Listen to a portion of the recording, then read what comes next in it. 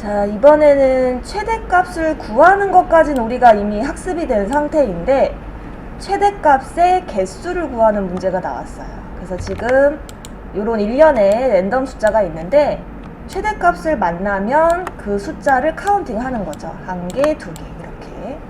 그래서 막상 이렇게 보면 쉬울 것 같은데 실제 최대값이 중간에 계속 바뀌는지라 상당히 어려운 문제 중에 하나였어요.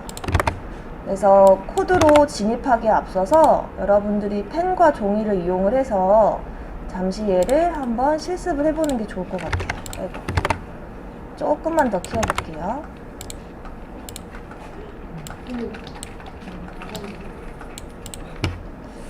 자, 그래서 max라는 이름의 변수를 하나 만듭시다.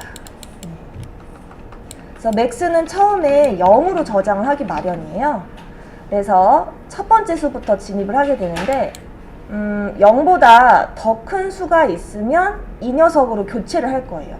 현재 얘는 0이니까 3이 더 크므로 3으로 바꿔줍니다. 얼른.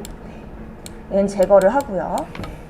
그 다음에 또 5를 만났는데 본인이 3보다 더 커요. 그죠? 그러니까 또 바꿔주고 제거를. 그죠? 그 다음에 얘는 크지 않으니까 남겨두고 또 7 더 크고 이런 식으로 이제 계속 가게 되는데 이렇게 하면 최대값을 구하는 건 어렵지가 않거든요.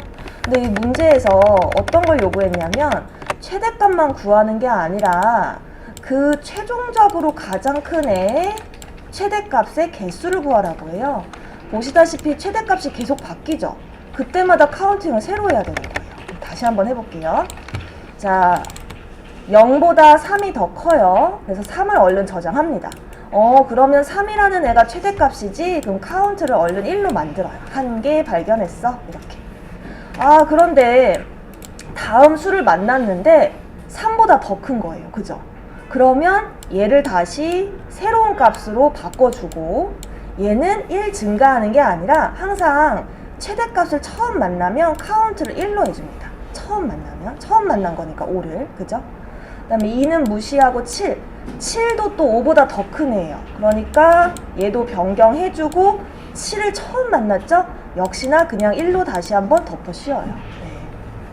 자, 그리고 10을 만나서 10도 처음 만났어요. 처음 만났으니까 바꿔주고 리뉴얼 해주고 그 다음에 역시나 카운트는 다시 1로 계속 처음 만났으니까.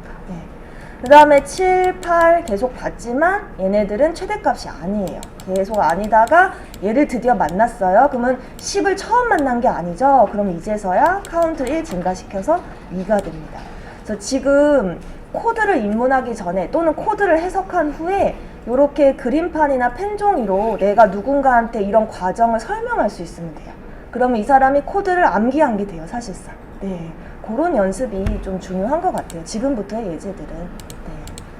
그래서 지금 코드를 천천히 보시게 되면 앞서 소개한 대로 최대값을 저장한 변수, 그 다음에 최대값의 개수를 구하는 카운트 이렇게 주어지게 됩니다.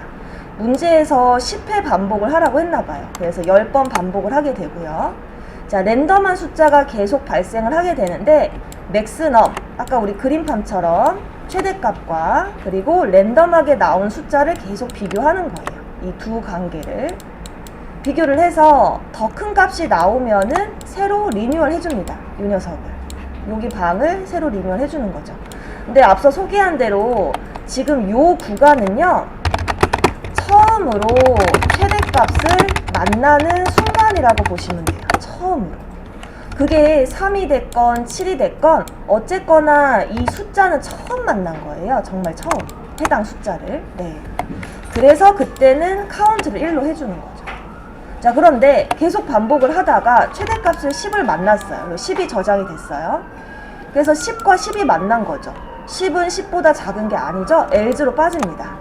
그리고 방금 나온 10과 최대값으로 저장한 10이 서로 같은 순간이 오면 그때는 두 번째 이상이 되는 거죠. 만나는 순간이 되기 때문에 카운트를 1에서 이제 2, 3, 4, 5, 6 이렇게 증가를 시켜주는 식으로 변경해 주시면 쉽게 풀리게 됩니다.